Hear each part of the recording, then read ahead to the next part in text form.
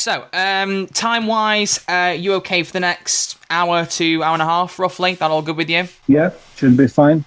Unless we have Fantastic. another power out. Yeah, I had a power out like 10 minutes before we started. Oh God, that's concerning.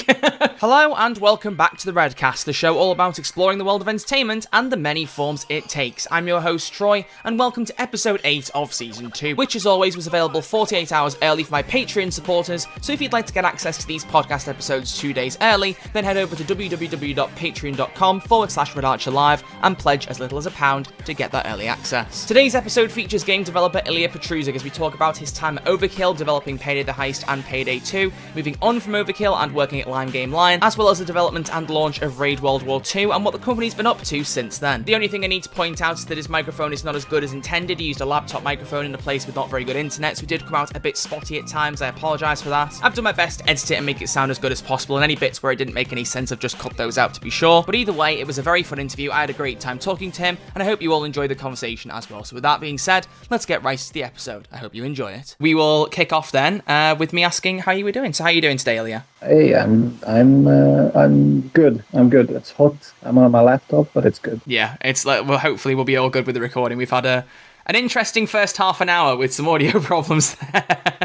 I think anybody that's familiar with LGL and our live streams will know that there's never been one without a technical difficulty. So I'm just keeping the tradition alive. Yeah, it's the best move. I always find there's always some kind of issue whenever there's a recording. There's always something that goes wrong. So hopefully we've got ours out the way now and we'll be all good.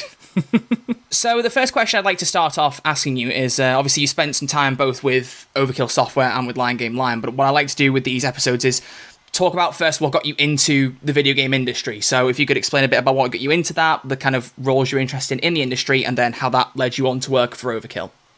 Yeah, I started fairly young, like before I knew English. I started modding, making levels for like GTA 1, really, really old school. And just whatever game editor we could get our hands on, me and my brother and kids. But the thing that I would say like really took off was when Half-Life came out, and I started making levels for that and joining a bunch of different mods.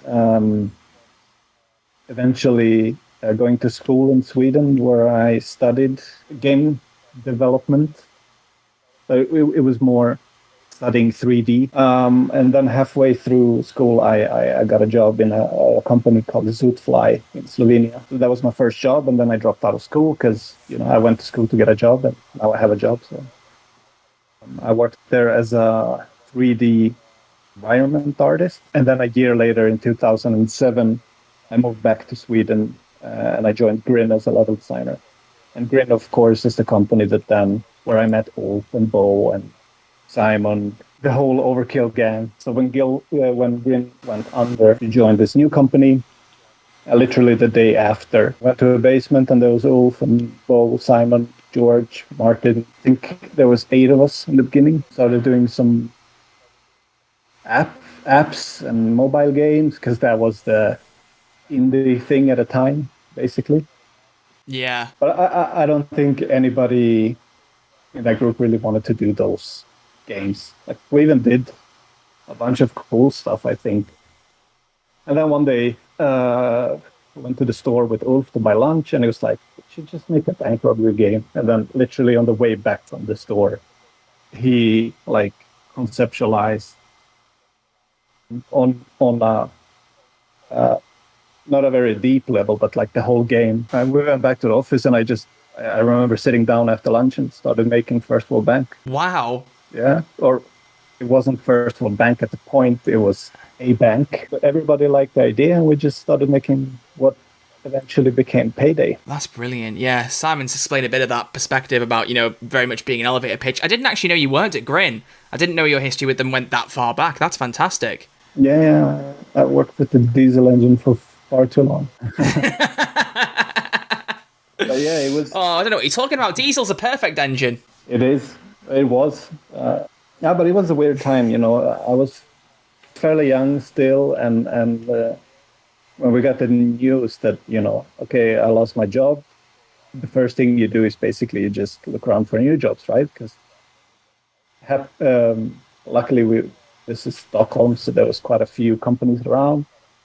And I got an interview at DICE.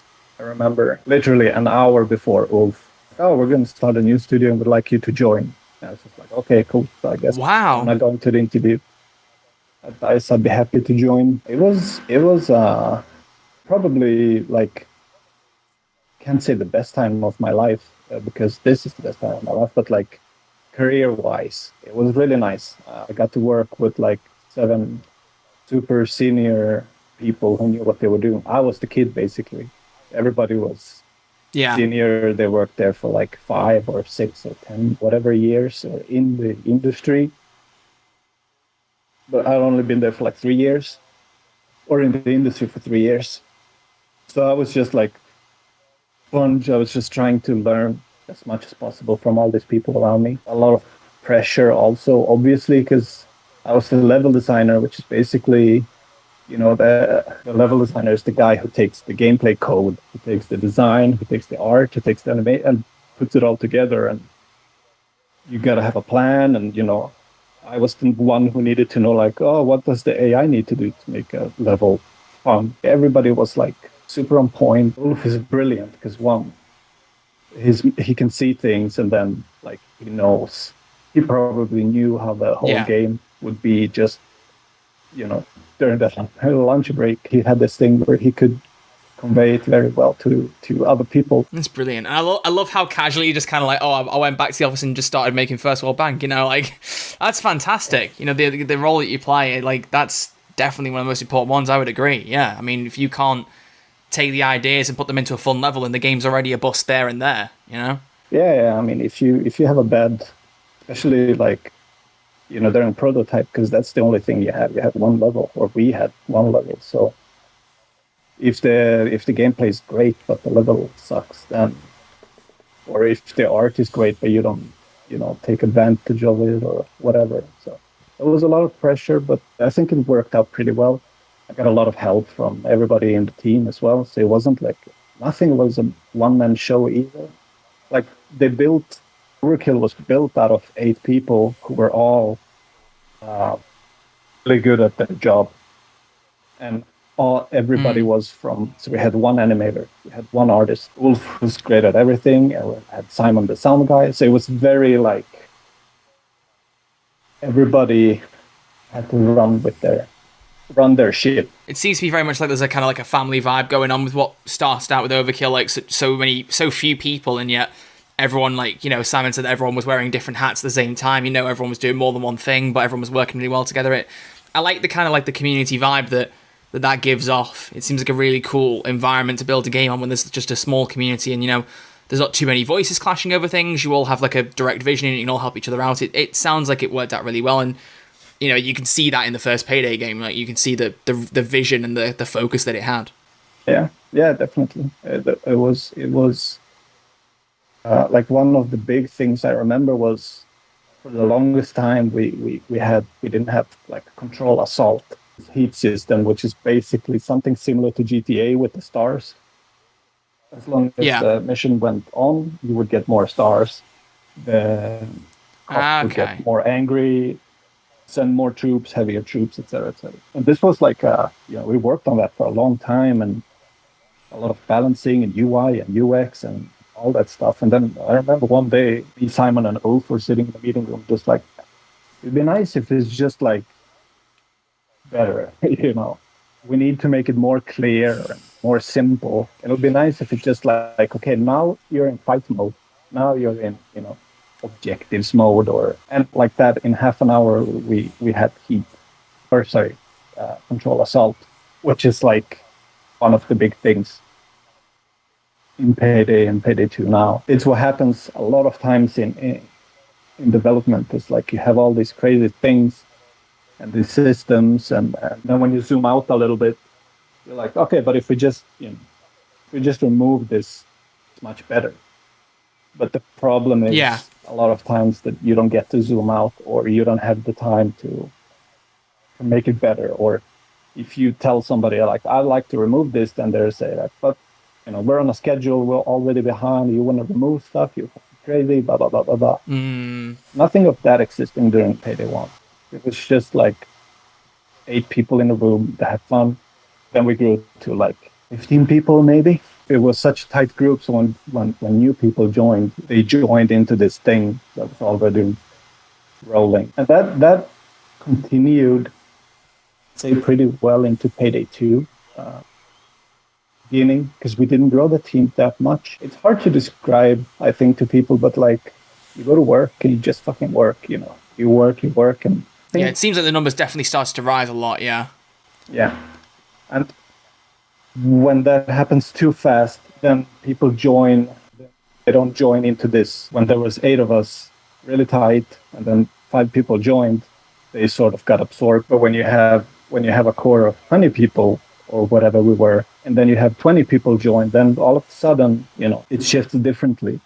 It doesn't have to be a bad thing. Like, to have influence from the outside and all of that stuff, but it's different. I think for me, at least, some point it's like, okay, but it's maybe a bit too different. We're not these bunch of dudes in a basement or an office doing our thing anymore. So, yeah, that's my story. I can totally say it, to be fair. Like, you get used to that family aesthetic, and if you're adding like 1 or 2 people in, then it's easy for that to maintain. Once you start adding a lot more people in, it's very hard.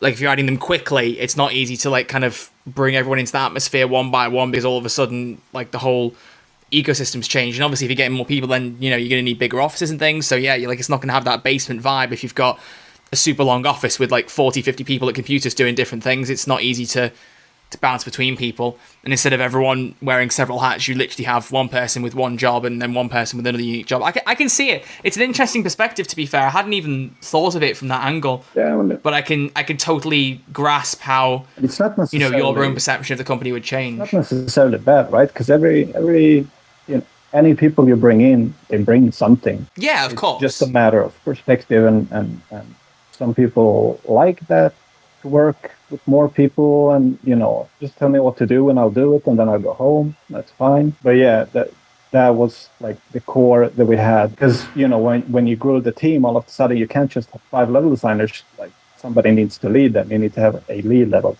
Normally that would be my job, because I've been there for longest.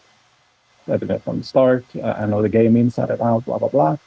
But what happens then is basically, okay, I'm a lead, so can't really make levels. I have to take care of all my people. So you haven't really got the same job anymore. You're more watching other people do it rather than doing it yourself. Yeah. You're a manager. And I managed to fix that by being a lead during the day, and then I would just work during the night. I would do like 16-hour days for a year and a half. You can't live like 16-hour days? Oh my god, yeah, no, I definitely couldn't. I couldn't do it for a month, let alone a year. Good grief. But again, like, it wasn't forced upon me or anybody else. A lot of people worked a lot of hours. It was just like, there was this, it's all like, we're creative people, so when you get to work on something that fits all the boxes, like, okay, I like the game, I like the style of the game, I like the way it's gonna end up, it's gonna be. Everybody knew in the office. It was also weird, like, there was gonna be a hit. Nobody was saying it. It wasn't like we were walking around. It was just like, I had the feeling of like, whatever amount of hours I spend, we just make it better. Because Payday 1 wasn't necessarily a hit. It was okay, economically worked out for us, but it was nothing like, it wasn't even like 1% of what Payday 2 did on launch. Yeah, like Payday the Heist definitely was, didn't hit, like Payday 2 exploded, like that was what I think got a lot of people into it. I know for me, myself, it was mainly because I didn't know Payday 1 was a thing, because it wasn't on Xbox, but... Okay, yeah, it was just PlayStation 3. Yeah, it was. Yeah, I don't appreciate the favoritism there, to be honest, but... No, but it was weird, like, knowing, but not knowing. And it wasn't like we were going around saying, oh, this is going to be the best fucking thing since sliced bread. You just had the feeling that, oh, whatever I do goes into the game and it makes sense and I feel good. All the creative parts of the brain get endorphins and I'm happy, and the game's gonna be really. Because everybody who makes games has worked on a shitty game night and day. Yeah, no, I see what you mean. Would you also perhaps say that, the change of the atmosphere also played into Simon and Ulf and some of the people leaving the company? I imagine that, having a lot of people join was one thing, but also the people that you were in that basement with originally not being in there anymore must have also shifted the dynamic quite a bit. Yeah, I mean, I can't speak for anybody else why they would leave, but I think it's more or less the same issues. Because it's like it starts to get big and you have to think big and all this. It just doesn't, like, we were an underground rock band and then all of a sudden we had a big time manager who wanted us to play Madison Square Garden every weekend. It's a weird way of putting it, but like... No, I get you. You miss the kind of like the simple, like, stripped back feel of it. Yeah, like a couple of friends in a garage. I tried to quit like a year before I did, but it was never. That's another thing. It's like it's never a good time, But we're just releasing this. Okay, so you finish it, and it's like, yeah, but we need to. There's always something. It took me a year to like. Always going to be something. Like there's going to be a new DLC. There's going to be a new whatever. I just like. I gotta leave. I left with the intention, taking a year's break, take care of the burnout, chill and live life, play guitar and stuff like that. But maybe a month in, I went up to Zagreb, where my brother had started Lion Game Lion, and I just felt the same urge again from Payday 1. It's like 15 guys in a office and everybody was super cool together and worked well, and we got to do DLCs for Payday 2. It was almost like a reboot. I could basically still do my job, but I could go back in time to, Yeah, no, that makes total sense. So based on that, because that one thing I wanted to ask you after you were saying that, obviously your brother will have drawn you to Lion Game Lion, but was there any point after you left Overkill where you considered maybe going on with 10 Chambers and GTFO, or did the time not line up? I might have got my years mixed up here. That might not have been an option to begin with. I mean, yeah, there was. I was talking to Ulf about it, but it wasn't 10 Chambers or GTFO at that point. Ah, okay. It was very early on. Let's do something garagey again, basically. But I had like younger brothers. I had a little like big brother, I gotta go help him, basically. I had a choice. And, yeah. No, that makes total sense. I can see why you go for your brother. It's just I was wondering, because, I didn't even know, like I said, that you were tied to Grin at all, so I didn't know the relationships you had with the people there were, so long in the making. So it's just interesting to get that perspective. You mentioned having potentially some interesting behind-the-scenes little bits of info with Payday. Is there any particular stories you had in mind when you were telling me about that you'd like to share? Yeah, I do have a funny story, actually. When we did Payday, the initial idea was that the bank robbers, they were like nameless. So it was like, I think the names were like American, German, Russian, British. They didn't have any names, any masks. We had some concepts where they had like balaclavas. One of the ideas from the beginning was that all the faces would be blurred out, because we didn't want to make faces and facial animations and blah, blah, blah, blah, blah. And then at some point, Ulf started making masks just to like try something. And he was working on American. And I remember like he would do, I don't know, something, put a star like over the eye. That's too much like this, too American, or some weird, like we were getting weird comments around the office. Or no, it was like not American enough. Whatever he did was not American enough. And he just went crazier and crazier. And then Eva was like, just put the American flag on it. That should be American enough. And everybody, like the people around there were laughing. And I think Ulf did it in a couple of minutes. And everybody looked at it and like, it is.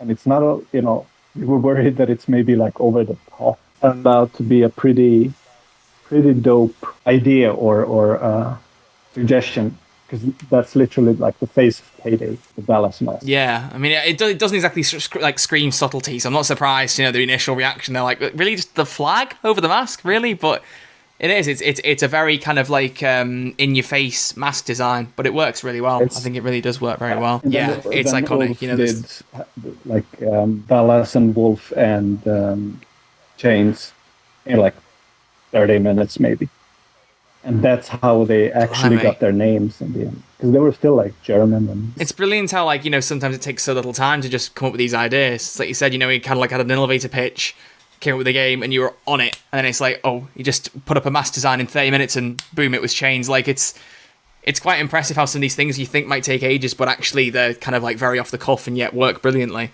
Yeah, and that's the thing with these small, cool teams. Like, you can do those things. It's very hard to do that when you have like a 70-man team with a $10 million budget and a publisher and blah, blah, blah, blah, blah. I still miss that from day to day.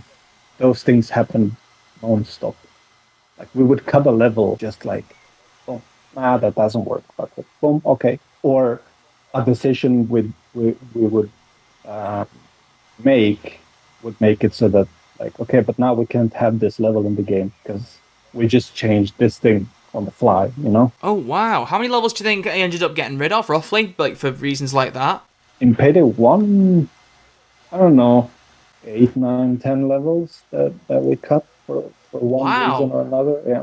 Kind of gives you, like the same vibes as making an album. You hear about artists that write, like, 20 songs, end up shaving 10 off and being like, right, that's the perfect album, that's all it needs to be. It kind of seems quite similar to that. We've got 20 heists here, but it's like, oh, this doesn't work, okay, let's just shave it down to the very best and put them out. That's interesting. Let's take this part from this heist that we cut and put it on here. We did stuff like that as well. It sometimes works out. Same with music, right? Let's take this chorus and put it as a bridge in this. Yeah, that's something that worked well with Payday 2 as well, with some of the 3D heists they did at the start, where like with Firestarter or something, for instance, like, day 2 of Firestarter on its own is not really a heist, but you put it as like a little middle ground to something else, and it flows a lot better and it works. I can see that. It's cool. It's always interesting to get these perspectives, because I have no experience at all with like game design. I don't know the single thing about it. Like, I tried to open source Filmmaker once to try and mess around with some things, and I can't even understand that. So like I'm completely clueless. So I always love getting to know like some of the thoughts behind certain things. I think it's fantastic. Yeah. One thing I did want to ask you, because this is something that's plagued me for a very, very long time, and I want a confirmation so I know for sure. Ilija the Sniper, that's you, right? Yeah, you had Simon. He was paying because, economically and production-wise, it was very easy and smart for us. It was a smart move. This basically, Ilija the Sniper is the same thing. I figured that was probably the same reason, but I wanted to be sure, because I feel like I should have known it was you to be sure anyway. It was like, no, let's get the real scoops here. We basically wouldn't have time to like find an actor, hire an actor, record the lines, send them, all of that jazz. I think some of the pilots are Almir. Another pilot is George, one of the programmers. Easy and cheap. Yeah, you have to pay a voice actor to just go, oh, what kind of voices can you do? I can do that. Oh, there you go. You go in the booth, you record those lines, save us some money. Perfect. Yeah. It's cool. It gives it more of like an indie vibe, and I think Payday 2, despite it, obviously having more backing behind it and being a more popular game, still has that kind of like indie sensibility to it. Payday the Heist definitely does, but Payday 2 does have like a lot of those kind of edges where it's like, this was a game that was built by just a few people, despite how popular it became now. Like the core framework was not done by many people, so it's a really good feeling to that game. It's a really unique thing that I appreciate a lot, especially when you put it up against other games, like Grand Theft Auto, which was like the thing GTA 5 was something I compared immediately to Payday 2 when I first got into it. I was like, oh, so it's like the GTA 5 heists, but its own game. Yeah. And it's wild when you think about how many people must have contributed just like one heist in GTA 5 and compare it to like how many people worked on Bank Heist in Payday 2. Like the difference must be astronomical, maybe ridiculous amount of people like in difference between the two studios. I think Rockstar had more lawyers than we had like developers in total. They probably do. You're not wrong. They probably do, to be completely honest with you. But that was another that's a big Ulf thing. He always said like, okay, so there's like 10 of us. There's gonna be 15 of us. We can't fight with those games. Like we can't, So let's just do our own thing. Let's do that well. Yeah. When GTA 5 Heist came out, we weren't really worried, like, okay, shit, everybody's going to drop our game and go play that instead. Because we knew that, like, our heists are really, really, really good and really detailed and, That's what the game's about. So when GTA Heist, Fire Heist came out, it was more the other way around, or people from GTA came over to Payday 2. Yeah, I always had that criticism that, the GTA 5 heist they released for the online stuff, like, they're kind of amending it a bit more now, but even then, it's like, it feels far more linear, I think, than Payday 2 does. Especially the first ones that released, it was very much just, you have to do this mission, this mission, this mission, then you play the heisting exactly this way, you don't get any say, that's it. Payday 2 never had that problem. There was always the stealth all loud tactic, and, they've evolved on that and experimented with it since. I always thought that I think it's probably because with Payday 2, you're only focusing on the heists, and GTA's got to think about all the other game elements, but I think once you're just able to focus on the heists themselves, you can put a lot more time into the versatility and the features and the options that you've got, rather than, here's a few heists. They're basically missions, but we're putting money in them, so it looks more like a heist. It felt very much like a typical GTA campaign, but you were making money at the same time. So I always thought Payday 2 had that kind of one-up, that advantage over GTA in that sense. Yeah, I mean, GTA is a fantastic game. Oh, it's brilliant. They do their things really, really well, and I'm sure the new heist stuff is even better.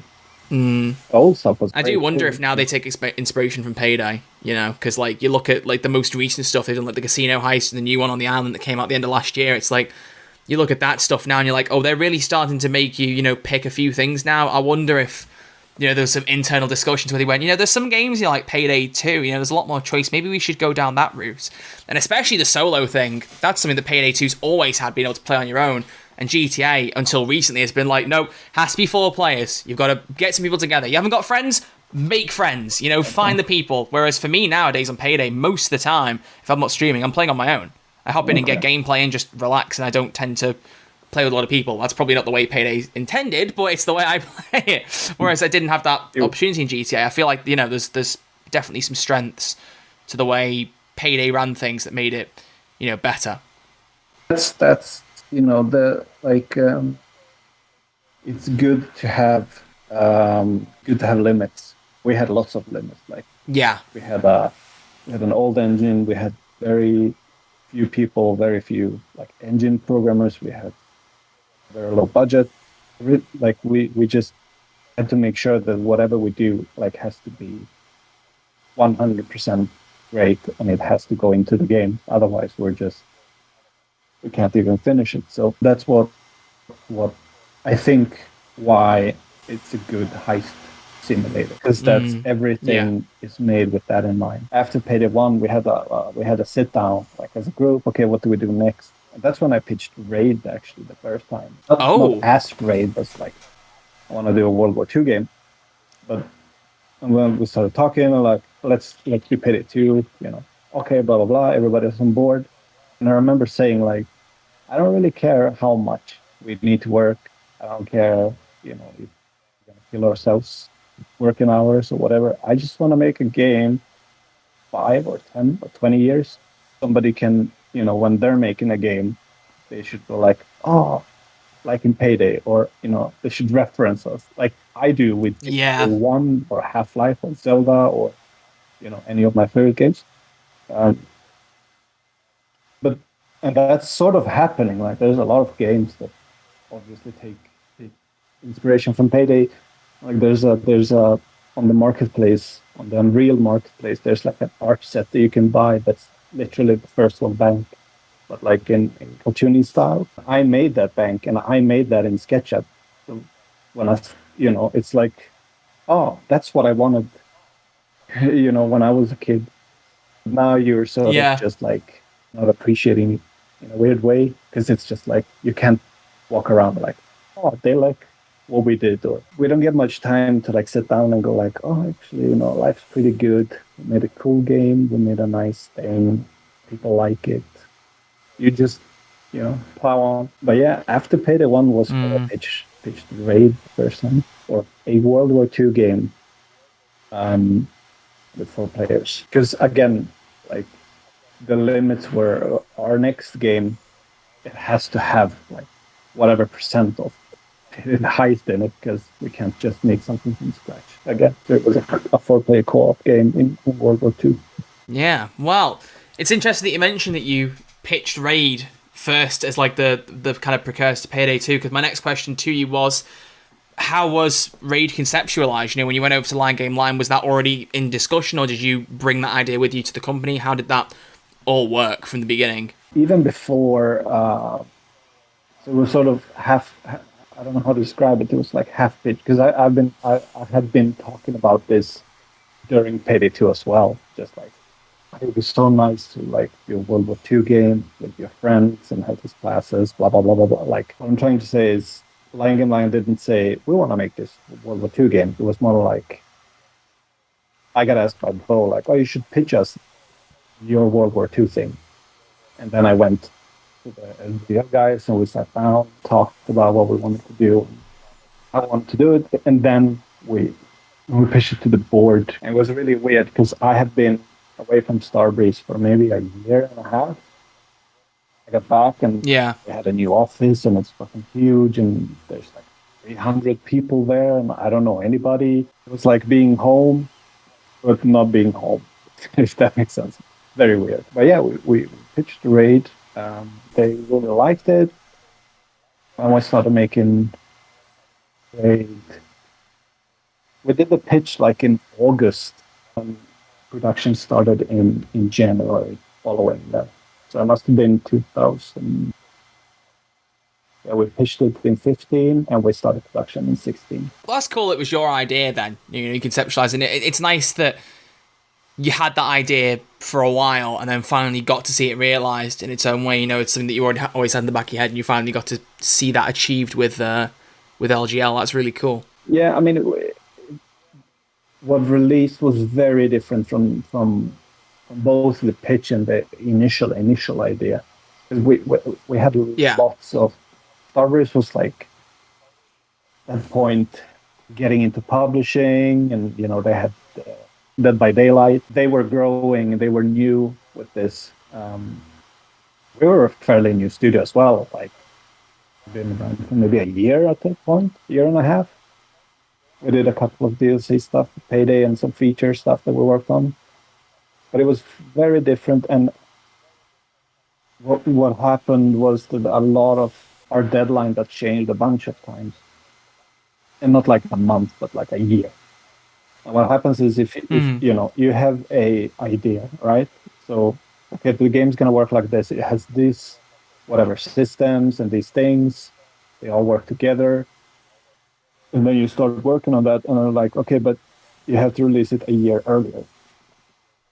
So you go, okay, fuck. Now we have to remove this, you know, half of this.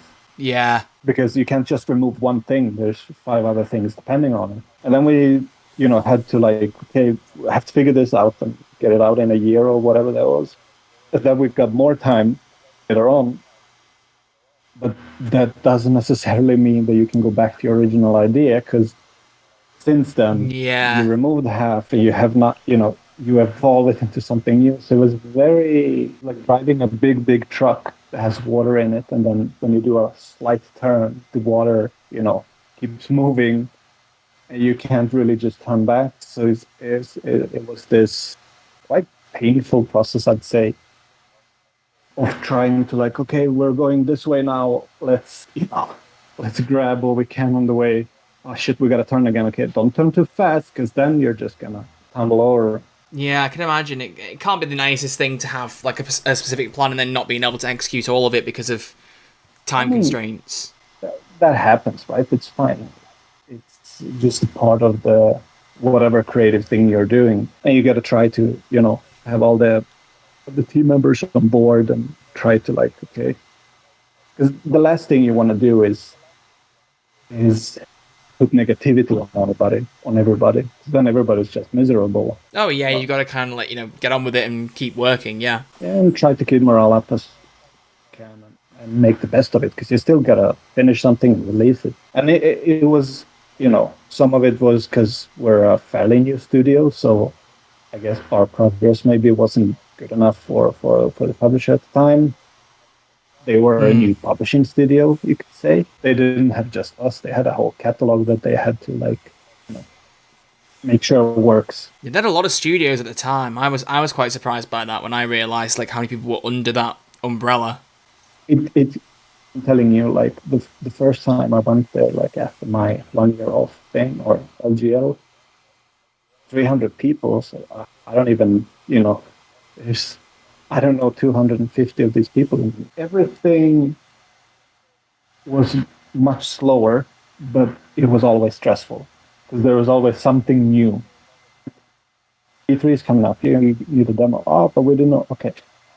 And this is the guy who's going to take care of it. Okay.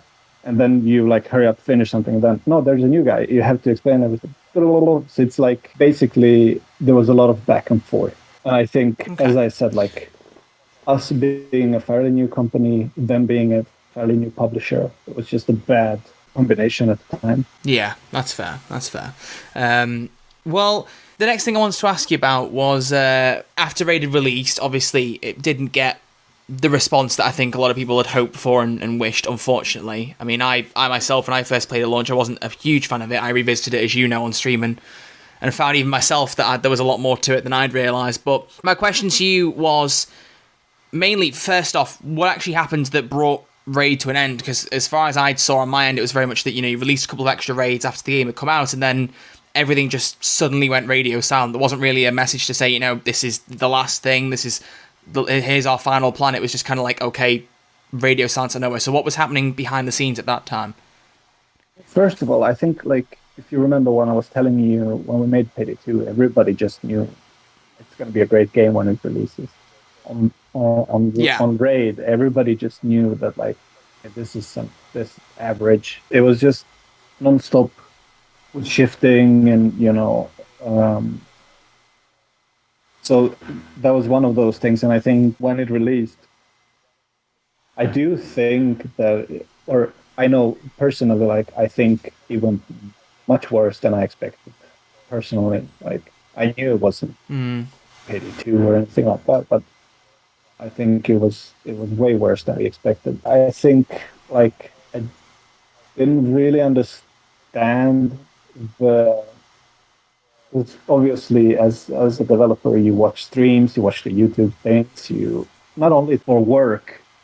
One thing I watch all of it, like, still all the raid stuff, to get the feedback, all the streams, to get feedback, like, okay, they don't like this part, or somebody doesn't like this, blah blah, this is good, blah blah blah, whatever. I noticed, like, there was so much.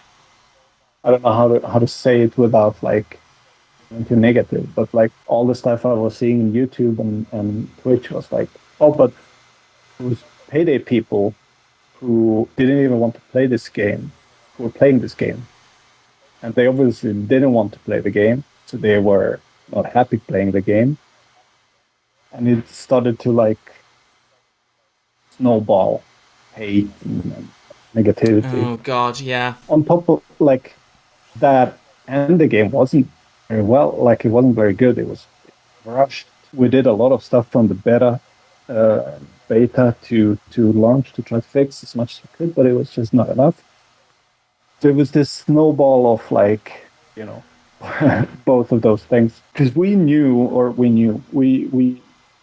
took all the reviews, the big list of all the playthroughs that I've seen on YouTube and on Twitch, like, hey, the actual game feedback is very narrow. Like, there's 10 different things. It's not 100 things. It's 10 things that we can fix, right? Let's fix 2 and then 4 and then 4 more, and it's fine. But it was very hard to do that together with the negativity snowball coming towards you. As well as a studio, you have to pay people salary, right? And the game is not making money, so it's very hard to motivate people to put their soul into, all right, let's fix this and this and that. So I would hold a meeting and be like, okay, on an example, but, like, on Wednesday we need to have a build XYZ, and then somebody would say, like, yeah, but it's going to change anyway, so who cares? Even after, like, the 3rd or 4th update, it was very clearly not, like, getting the DIT players back. After update 5, it was more of a, okay, we had to lay people off, so we had, like, 20 people laid off at that point. And what we did was, when we gave everybody severance, we didn't ask them to come in and work during those months. So people got paid for 2 months and they could go home and look for other jobs because the job situation in Croatia wasn't really great. So having people to work for 2 months and then look for jobs wouldn't really. I mean, you can look for jobs while you work, Yeah, but no, it it's makes not the sense. same. And it was more like the rest of the updates were more like, okay, let's just do this for our own sake. At least, we fix some of the stuff that we can with the amount of people that we do have so that we can be proud of it. We did all those updates and all that stuff, our own money, while making some new stuff. Starbreeze did chip in to be fair, on the voice acting for Silo and Kelly. But the rest was just our own. I think the most frustrating part for me was we couldn't really be transparent about any of it. I mean, what happened to Starbreeze during that period and the whole like before and after Walking Dead stuff. It imploded. We were really afraid of like, okay, but we can't just say we can't stop working on it, right? We can't officially say that because we didn't know the what are the ramifications, even just like legally. We say that we don't work on this anymore. I don't know. Yeah, it's a difficult thing. I really wish there wasn't so much kind of like red tape or uncertainty around, can we say this, can we not? Because it's not a nice thing. You want to be kind of transparent, but you can't be. And I think at the same time, people were already starting to make their own conclusions anyway. I know like a lot of people in my kind of circle were kind of looking and going, okay, I think they've kind of stopped now. They've kind of just given up, and it's just such a sad situation, because I feel like a lot of games these days are pushed to certain deadlines that they just either can't fit, or if they can, they shouldn't be forced to. Because as you said, I don't know what the features are that you're mentioning. I don't know how many you could even say, but there's always the question of if you could have left those features in, how much difference would it have made? Would it have been a lot? And it might well have been. I'd say it's not so much the features, like Raid as a original idea and what we started working with, very far from Payday. Like it wasn't a Payday clone.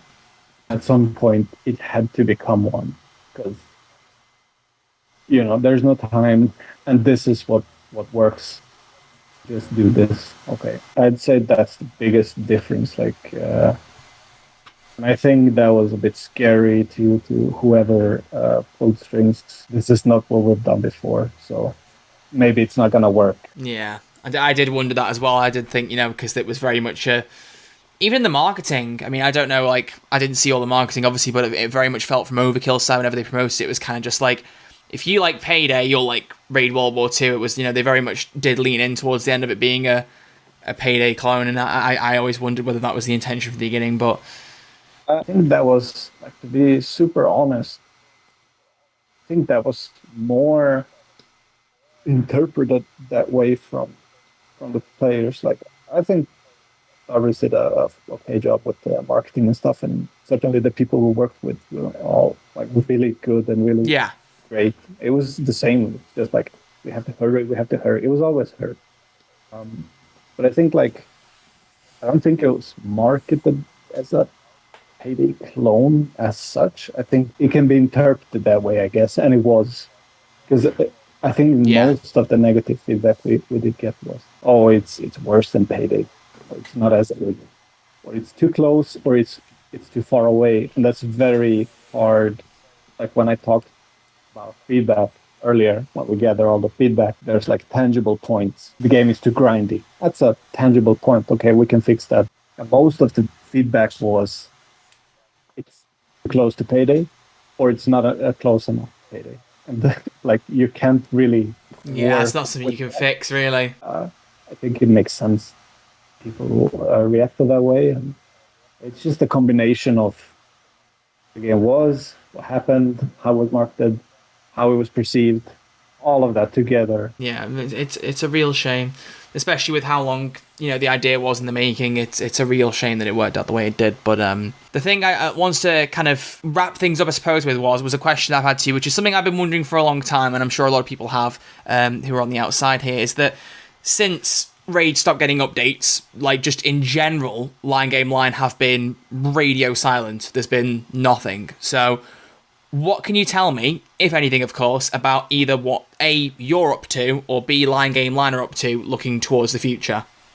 We after Raid, during update 5 or 6 something, we have in parallel we started working on a new game, a prototype, which since it's a weird story, but like the short version is basically we sold it. And then this last year we've been working on something new, which is our own thing.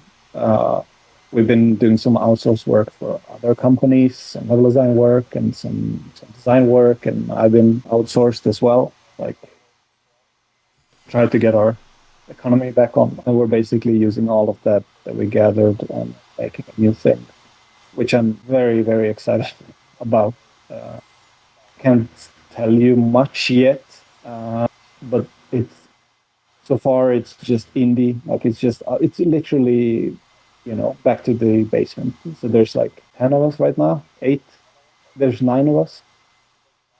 We have some outsource help that we use for, so we don't have to scale up and lay off people if it doesn't work out, etc., etc. And the plan is to do it the way that I like, basically. So anything can change if it needs to. There's no deadline for anything, so we're gonna take good 2.5 years to finish our prototype, and when that's finished, shouldn't be long to have some sort of release. And we'll see if that's like a published game or if we do it ourselves. And we're already a bit in, so hopefully next year we'll show something. We have a bunch of people that we show something to every day from the community, so we get feedback early, and we have some people who've already tried super early version, and that's something we want to do as soon as we announce it, is through our Discord, have people actually play the game during, pre-alpha, and pre-alpha and alpha, and get feedback along the way. Not just like, oh, here's a beta, give us the feedback, oh, we can't do that because we're too far in. That's the plan. It is a FPS, and it is co-op, because that's what we like to do. It's not 4-player co-op, though. Ooh, okay. 2-player. So it's similar but different. I'd say it's very different. Okay, all right. Well, I'm interested to hear about more from that in the future then. And if you want anyone else to help with the community testing, you just give me a shout and I'll have a look. It sounds good. It sounds good. You're on the Discord now, so any day there might be a ping, right? I'll keep an eye out. That's good though, because I wanted to know what you guys have been up to for a while, and it was always kind of like a mystery to me. I was like, I wonder if they're just waiting like to release the next game and then just be like, hey, we're back. And it seems like that's kind of the vibe you're going for, which is good. And I'm glad that this time around you don't have to worry about deadlines. You do what you want when you want, and you get your game to the point you want it to be without any constraints, and then you take it from there. I feel like that's the right way to go about it, and I feel like too many games these days don't get that opportunity, so I'm really glad to hear that it's going to get the time it deserves, basically. It's hard to do that because you need your own funding, so that's what I've been doing. Yeah, it's a good plan. I would say it's probably a longer and a harder one to get the money yourself, but I feel like then you've got as you've been saying all the way through, you've got less people on the team, you've got less outside voices, you're getting to execute your own vision without any external pressure or too much changing. So in the long run it's a better plan, and I really, really hope it works out. I really do. So there we go. That is all the questions I wanted to ask you, Ilija, so thank you very much for coming on. Before we wrap it up though, are there any social media accounts, anything like that you'd like to promote before we go, if anyone wants to keep in touch with you, Line Game Line, or any other connections? Yeah, I mean, my Twitter, I guess, which is at Overkill_Ilija, I think, and the Line Game Line Discord, where basically it's raid stuff right now, but eventually when the new game gets announced, that's where that's gonna happen. But it's a nice little channel with a bunch of people, and we play raid from time to time, and we talk a bunch of stuff. Sounds good.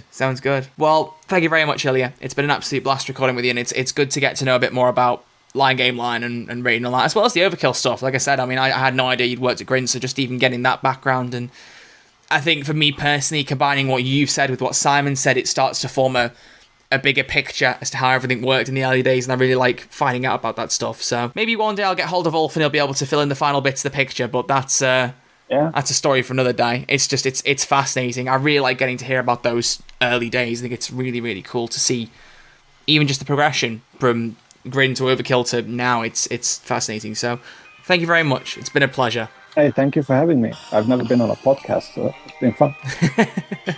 It's been a great time having you on. Thank you, Ilija. Thank you.